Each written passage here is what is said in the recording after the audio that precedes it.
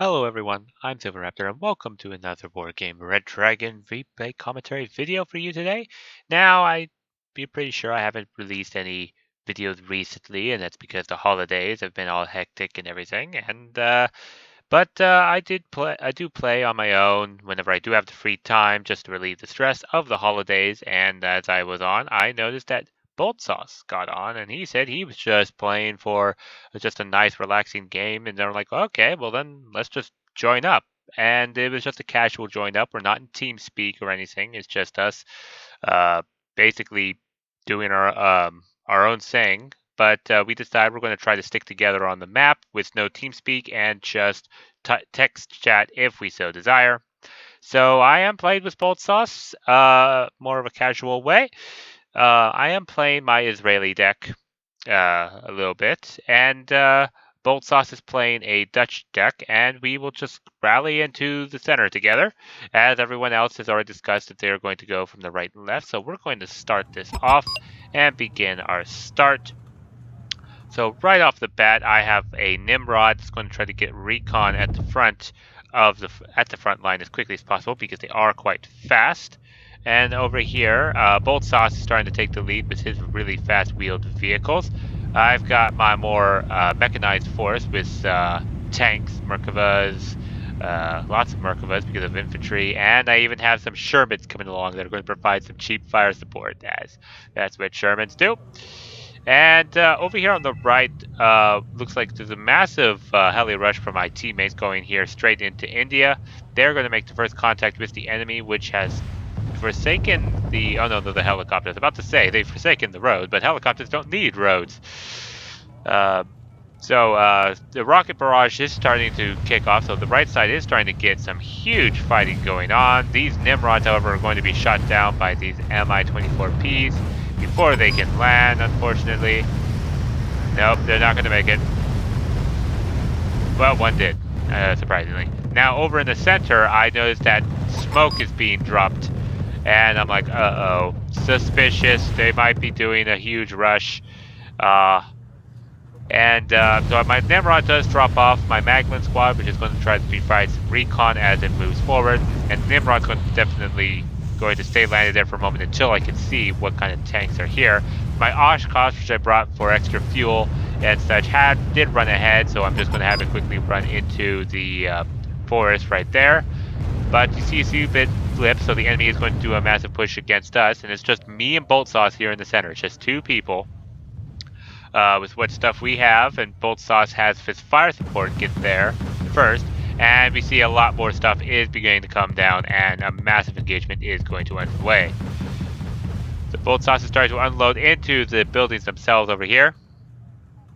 And at the same time, something revealed itself. My Merkavas instantly start beginning to open up as I start moving them into the forest. Notice that they have stuff here already. I unload my Roviats, and we just massive fire starts coming through as my mechanized force is going to try to take over this forest area.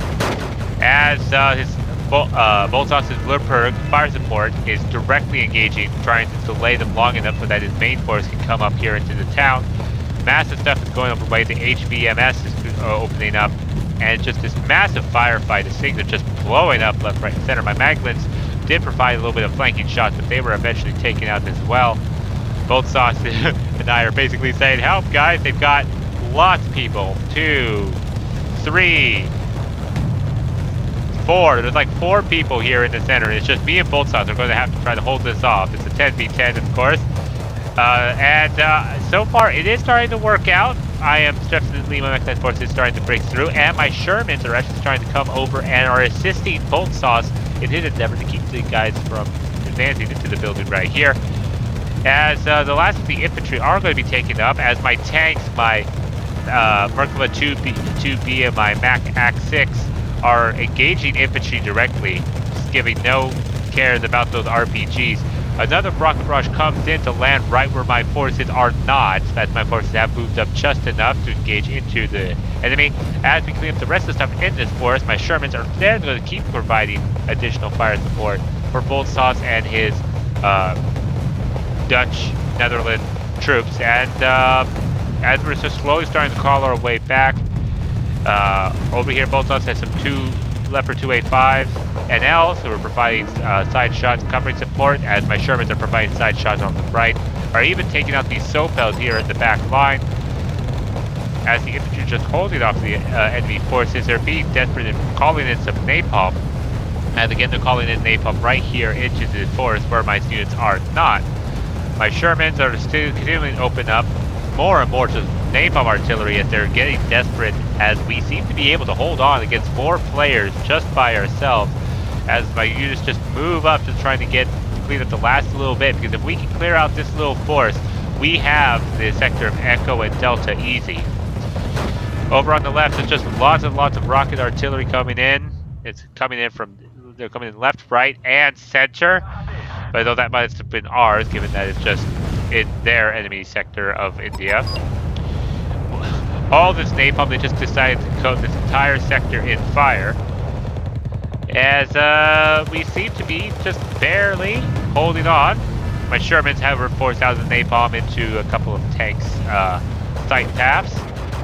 But we seem to have held on just fine. And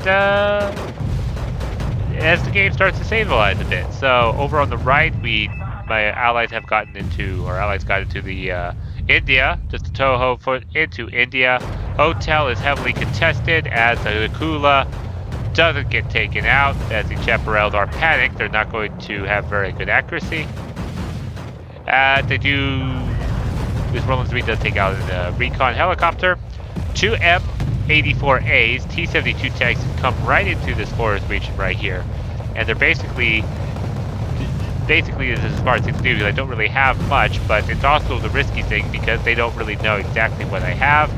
I have my two Shermans who have been helping out as immensely well, as Boltsauce does clean up the last of the infantry here into the forest region. The M84A gets hit by a longbow on the side and taken out. The tank is forced to retreat, as I was getting ready for my Roviat 90s to come and try to flank it, but I decided better of it when he decided to retreat. An ATGM is here, a Polo, which is the Yugoslavia ATGM. This is Maliuka 2Ms. I have reinforcements finally arriving in Bardeas.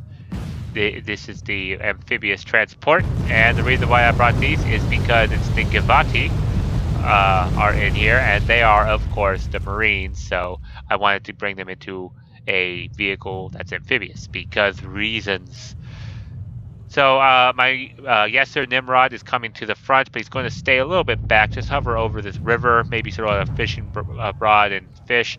As the CV I had in Foxtrot, since we had Boltsauce already had his, I decided to bring up and start capturing Delta now that we know that we formed a successful defensive front line. It is destruction after all, as with most 10v10s, so we do need to kind of watch our points. These militia infantry are going to stand no chance against the special forces, Canyon Yakari, as they're basically got the dread, and it looks like our allies are going to be forced out of India. But in response, we are trying to take over more and more of Hotel, as riflemen are crossing in an open field unmolested, as the enemy is again trying to begin to push forward. My Givati forced out the tank, but the enemy is trying to sneak some more shoots in down, so I do move my Bordeas, but it's each one with their triple machine guns to try to get into a good line of sight. As they do, they just unload a huge wave of lead into these Mochutes and then just start tearing them apart, stun up, and take them out, as they're now going to try to move forward to keep them from advancing into this forest area. We do not need them to block off our reinforcement line right here. One of the recon tanks does take out one of the Bardeas as it tries to cross the open field. But those are going to be just using the machine guns as defensive fire, nothing too impressive, as our allies do successfully take Hotel, or at least they would if they just brought a CV forward, but they'd successfully taken that out. And still, it's just me and Boltsauce here in the center, as more reinforcements from the enemy are coming forward. T-72 Wilk is starting to shoot at this Bardeas. I'm bringing in a Ram Risi, which has a Maglan squad sitting inside. Going to put the Maglan squad here in this forest, because down here he has a good line of sight down this road to be able to shoot at any tanks that might be coming, and the Risi is an extra recon that I could just stick anywhere else. Now there are some infantry still here into the area as they see my Bardeas and they quickly open up with their RPGs. And even a tank right here. They send more vehicles up, but my Gavati open up with the RPG-7s to take out some of the vehicles before they could unload. Proletariat are now out in the open as all of my infantry just begin opening up and kill them as they're out. Basically, easy pickings. So we have successfully held this. G-Drive is pushed all the way up into the river area there. Roland 3 is shot down the Salamander before the ATGM could find its mark. Another recon squad with its Balioka missiles are starting to target Boltsauce's tanks as a Pratt does shoot at it, but the Leopard 285 does take it out. My Magna and Risi are in here, but everything was killed in this forest region, which means that infantry are probably crossing here very shortly. Over on the right, it's kind of a bit of stalemated out. It's devolved into an artillery war. That's basically when both sides said, screw it, we're not going to engage each other directly. As the Malchuta squad starts crossing, I am going to move my Risi because he does have a Browning machine gun to try to see if he can shoot this Malchutan squad, but he smartly moves him further into the woods outside the Risi squad, who gets taken out by a tank. But a Magna squad does open up against whatever it is there, but the missile does miss, unfortunately. More rocket pods are coming down on top of this squad here. This is a good staging point for whoever side owns it is able to get good foothold into India. Now over in the center, another Sopel squad is revealed as my Nimrod takes it out, as well as all the other vehicles that were revealed. Now that it's a little bit damaged, it is going to have to retreat back and refuel, rearm, and repair.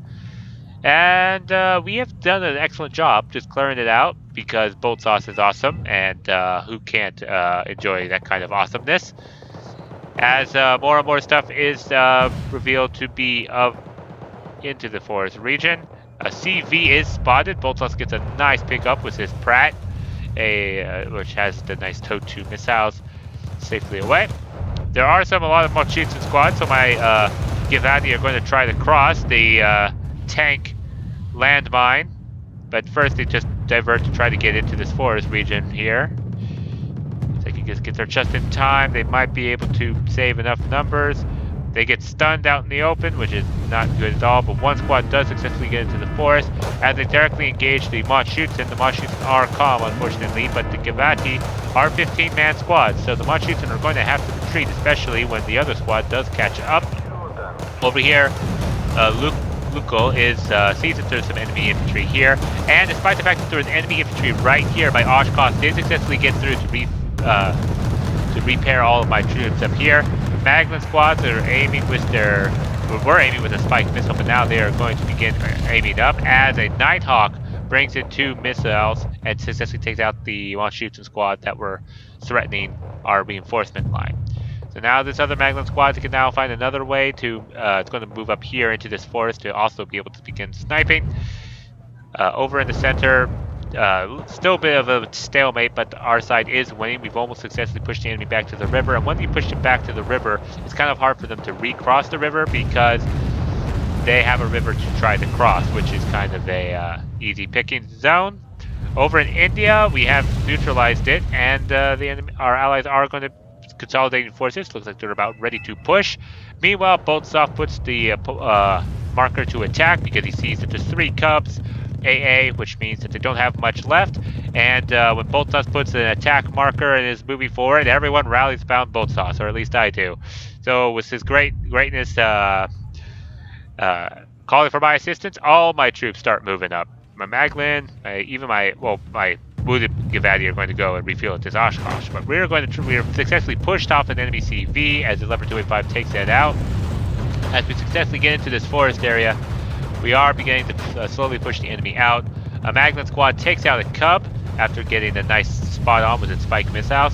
Reload quickly and fire another missile to see, but unfortunately it gets a lost line of sight as the T-72s do take out with a nice long-range shot. My remaining Sherman, who has successfully assisted Boltsauce and his town is now trying to trundle across, trying to catch up, and move just about as fast as infantry off-road. Just a little bit faster, but it's basically staying same speed as the infantry. And the Kula does get taken out as Boltsauce's 2A5 does manage to get a nice hit onto the Cup over on in the center. Most of the enemy's forces seem to be focused on the right currently, as there's a massive push from the rest of our allies. Although this is some militia, Jacquande, and a few bit of AA, and there's not a whole lot staying here. Meanwhile, in the center, we are continuing our push across, as we still see some AA in the back line, so there's nothing the enemy really has. While Givati has still not stopped their relentless marathon. But this time, instead of backed up by, well, they are still backed up by the Sherman, but they're also backed up by Boltsauce's Leopard 2A5 and L, as they're starting to open up against these fuel trucks. This is the first thing that's able to see. Meanwhile, and it looks like we're pushing on all fronts, so the enemy really has no idea which side to focus on. The Sherman, or no, the Leopard 2A5 successfully takes out the last Cub, as the M84 is starting to target Boltsauce's Leopard 2A5. He does need to be careful about that, but everything is pushing forward. We're not going to give him any leeway. The tank has reshifted its focus onto my Givati squad, which is good. My Givati can absorb the shots of the M84AN tank shot, as the Leopard 2A5 correctly retreats for some repairs, as another Leopard 2A5 is coming up to take its place. In the meanwhile, we have successfully pushed the enemy all the way back into the river on the left side. And over on the right, we have successfully taken the town and successfully pushing into India. But unfortunately, it looks like a bunch of rockets are coming down, trying to stall the advance. Well, they did. A number of them did miss. In the meanwhile, infantry squad is spotted. Stotroopen are opening up. Leopard 285 still does not see it, but now they do, and it's going to begin to opening up at point-blank range, as my Givati and Roviat, which have taken a lot of shots. But the Super Seagull does come in and take out his Leopard 285, keeping that command squad alive just a bit longer, so my Givati squad has to move forward. But they get taken out by the rocket pods. The enemy is doing some clutch plays. These Pratt is, of course, can't shoot at it, but my Merkava 2A reinforcement tank did hit one shot, but did miss, as it's not as accurate on the move. And we lost sight of it, but it does open up against the Roviat 90 squad, and the Merkava 2A does successfully take that out. I moved my Givati squad over here into the forest in case the enemy tries to cross the bridge here, so because we have successfully pushed the enemy all the way to the river, into the center up to this point, as a lot of people are surrendering. They are losing the last little bit of toehold they have here in India, as we successfully start taking over India. So we now have a massive points lead that's coming up. We do need to capture Lima and Mike, but we did just do that, so that is fine. Another Super Seagull is coming in, anti-tank plane. Where is that going for? Took out some tank. Looks like a Mach 6. Or however you pronounce it. I'm still learning how to pronounce these units' names. Another Super Seagull's coming in. The Galib is Seagull in Yugoslavian language, or Croatian or Serbian, as they have split up right now. Over on the left, it looks like we are beginning to do our push here or trying to cross the bridge, or at least trying to keep the enemy from moving forward. Tomcat scares off a PU. Don't see that every day. As Boltsauce continues forward with his Stotroopen 95s, he's going to keep charging forward, not going to give enemy an ounce of rest as he keeps his cheetah, and everyone rallies behind Boltsauce again, and I'm moving my Givati across, seeing that the enemy has indeed not defended. Now, I did send my Merkava 2A and my Roviat 90 squad over here on the right. They're going to start clearing stuff out as they do capture all of these cargo squads, which are panicked.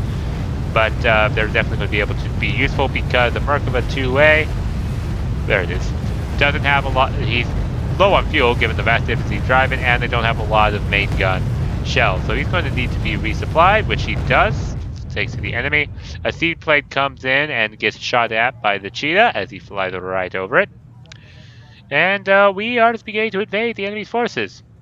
An IL-102 is coming forward. Looks like it's going to be going for that Cheetah. Cheetah opens up, hits that, but it gets taken out by the KA-52. As the bombs do come in, but barely miss my Gavati squad. But the J-7C with its bombs are going to come in. And, oh no, this Gavati squad's not going to actually they do survive. Galivs come in and open up with their anti-tanks on something. Last bomb takes out whatever was crossing the bridge there. So, that was unfortunate. Thunderbolt is being chased off by a SU-27PU. Does successfully get out. And we're the first to get across the river. So even though we had 4 enemies all the way, we pushed all the way across the river first and either side. Over on the right, my Roviet 90s are engaging a recon T-72, but they are stunned and they're not going to be very long. But they do reveal that the enemy is in fact there. My Verkova 2A is in fact in a wrong position to be able to shoot down, but he's able to see anything that might be crossing the bridge there. So a napalm rocket artillery does force out my Gavati from the forest, so I decide, hey, let's start going into the town. Boltsauce and Stormtrooper are still miles ahead, trying to basically find the CV in Juliet and try to take him out. An Mi-28 is coming forward, but he did get close enough to Boltsauce to fire his stingers, but also his Hawk Pip opened up and take out that Mi-28. No problem. Another Super Seagull is coming in, but he evacs it as he does lose sight of whatever it is he was trying to target. Or because a Tomcat was shooting at it. And the Tomcat got it with his long-range missiles. Very nice. Another J-7C coming in with the 2 500-kilogram bombs. Going to bomb the area. Where there is nothing, they're basically guessing at this point. A KA-52 is shooting at Boltsauce and Stormtrooper. My Gavati squad are I'm going to try something very bold. I'm going to move my Gavati squad to try to get close enough to engage the KA-52 with their small arms fire, because helicopters are not designed to take any kind of fire. Now they're just out of range, but the KA-52 with his exceptional optics does see the Gavati, so they have to move into the building, and he is trying to move the KA-52 away, try to get out of the range of the Gavati. As they do start trying to building hop and shoot at it. They only get a few nicks on it before they have to quickly run towards that. The Stormtrooper does find the Scott R3 and gets taken up by the bombs. It's one RPG does miss, so we did not get the CV there successfully. My Merkava 2A engaged some stuff, did get an optics failure, as my Gavati are dancing with the KA-52, as we have successfully pushed the entire enemy back behind the river line. My Roviet 90 squads, knowing that there's a KA-52 here, right there, the Gavati squads move forward. They're going to start opening up with their light machine gun, trying to shoot this thing down, but just sheer number of bullets. Given enough bullets, this thing gets heavy enough it can't support its own weight, is that philosophy. My Gavati are going to... I tried to dodge, but I didn't realize he had his bombs fall short, so I actually dodged right into the bombs. And if I had just moved them back this way, they would have survived. And my Merkava 2A is taken out by, looks like a massive bomb or artillery strike there as well. So they are starting to begin to rally better. I brought a Merkava 2A with a CV to capture Mike. Basically, the Merkava 2A is going to drop off the CV and then start crossing the river. This is what's good about bringing this in. Is basically you get a tank and a CV at the same time. So you can have the tank continue on after it drops off its CV. K-52 discovers the Stat Troopin. Boltsauce and Stat Troopin are going to try to shoot it down as well. They hit the fire control, the ammo box, and the K-52 is not doing very well. In the meanwhile, my Roviet 90 squads are still sneaking through this forest to try to get to the CV, as their enemies are now beginning to cross here onto the right.